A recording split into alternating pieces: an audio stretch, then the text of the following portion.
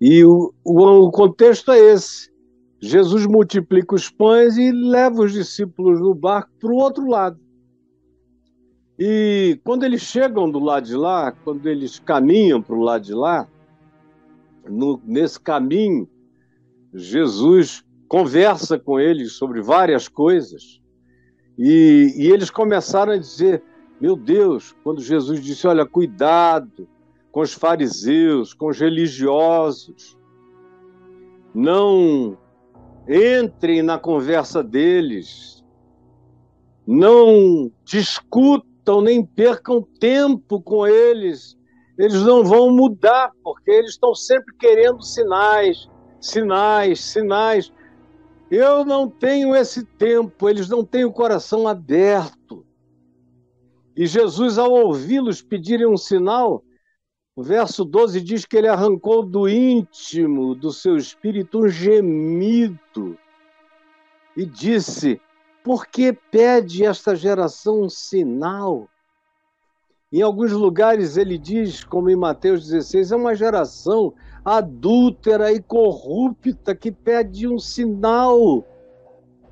E os discípulos entraram naquela conversa com Jesus e aí aconteceu que eles se esqueceram de levar pães. Deixaram 4.000 lotes de pães, devem ter distribuído para outros levarem, mas não levaram nenhum pão com eles para a viagem. Só um. Aí começou a preocupação deles, porque Jesus disse: vede, guardai-vos do fermento dos fariseus, dos religiosos, fanáticos religiosos. Cuidado, isso incha dentro de vocês. Toma conta de tudo. E o fermento ideológico de Herodes, que era o fermento do situacionismo, do apoio indiscriminado a Roma, a César, a quem estivesse no poder. Era uma espécie de centrão palestino, o que Herodes e os herodianos e também os fariseus representavam junto com a religião judaica toda. Mas não tinha ninguém que fizesse mais mal catequético do que os fariseus. E ninguém que fizesse mais mal no que dizia a respeito a se vender às autoridades superiores do que os herodianos, do que o próprio Herodes. Jesus disse: cuidado, meus discípulos, para que esse fermento não entre em vocês, não corrompa vocês. Aí eles não entenderam a mensagem espiritual. E disseram: será que ele está falando isso porque a gente só trouxe um pão? Aí Jesus disse: meu Deus, vocês são complicados. Como é que vocês não entendem uma parábola, uma analogia, uma metáfora? Será que não existe nenhuma sensibilidade cognitiva, nenhum discernimento em vocês? Por que que vocês discorrem sobre o não ter pão? Vocês não consideraram ainda o que aconteceu na primeira vez, na primeira multiplicação, e nem o que aconteceu algumas poucas horas atrás, quando 4.000 foram alimentados, ainda sobrou pães e pães e pães, cestos e cestos. Você acha que o problema aqui é pão? Vocês não estão entendendo que isso é só uma analogia do fermento e do poder que ele tem de inchar as massas e de corromper os significados? Vocês não compreenderam ainda? Ou será que vocês têm o coração endurecido, o coração empedrado? Porque um coração empedrado pelo fermento dos fariseus e dos herodianos, pela ideologia da subserviência religiosa dos fariseus e do inchaço que pervadia e corrompia uma quantidade enorme de pessoas na religião, no templo e entre o povo, que era o fermento de Herodes, vendido a quem quer e qualquer que fosse o César. Jesus continua e diz: é isso, é dureza de compreensão, é empedramento cognitivo. Será que os olhos de vocês não enxergam? Vocês, tendo olhos, não veem, tendo ouvidos, não ouvem. Ele tinha acabado de curar um surdo, que passou a ouvir. Não vos lembrais de quando parti 5 pães para 5.000, quantos cestos cheios recolhestes?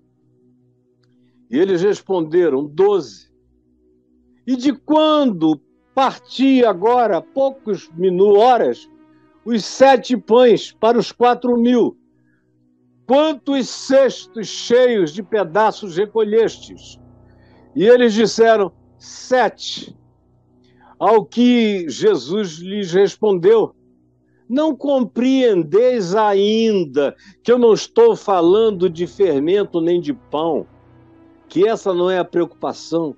Que eu estou falando é de que vocês podem ser corrompidos pela ideologia religiosa, cheia de costumes, de behaviorismos, de comportamentalismos, de moralismos, de mandamentos exteriores, de ação persecutória dos fariseus, e esse espírito de rendição, de adoção, de cooptamento, de entrega dos herodianos e daquilo que Herodes representa como espírito político de adesão à crítica ao poder de quem quer que seja o imperador romano.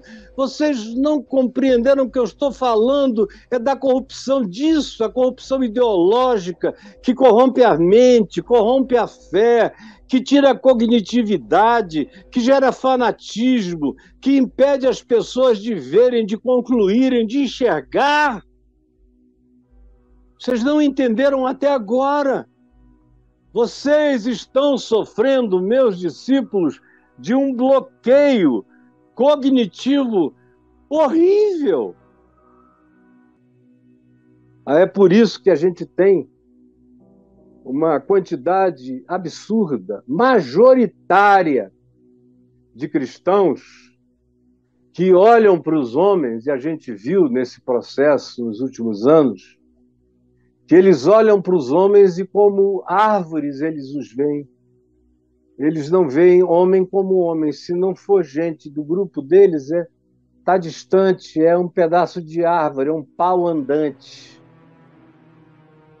Só isso. É um pedaço de pau ambulante. Não, é o gay. É a lésbica. É o LGBTQIA+, de qualquer que seja o mais, ou a natureza. Ou é o pecador. Ou é a menina de programa. Ou é o cara que fuma maconha. Ou é o cara que vive no bar, mas não vê mais gente. Não vê drama humano. Não vê angústia humana. Vão cada vez se preocupando mais com materialidades.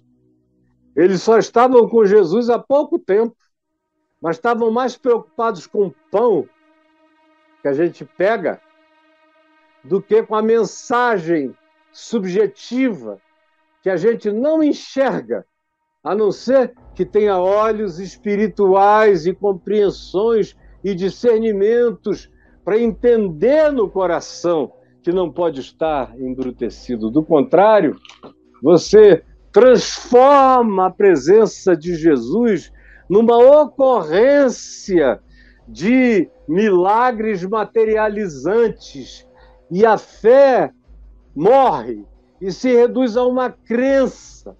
Só se preocupa com o que se pode apalpar, com os poderes que se podem auferir. Por isso Jesus disse: olha, a doença dos fariseus está aí, hein? A doença dos herodianos, da política, do conchavo, está aí dentro, hein? Cuidado, senão vocês vão perder toda a sensibilidade, porque eu já estou vendo esse embrutecimento toma conta de vocês. Compreendem o que eu digo aí? Cura o cego parcialmente, para mostrar aos discípulos que nem todo discípulo enxerga as coisas como as coisas são.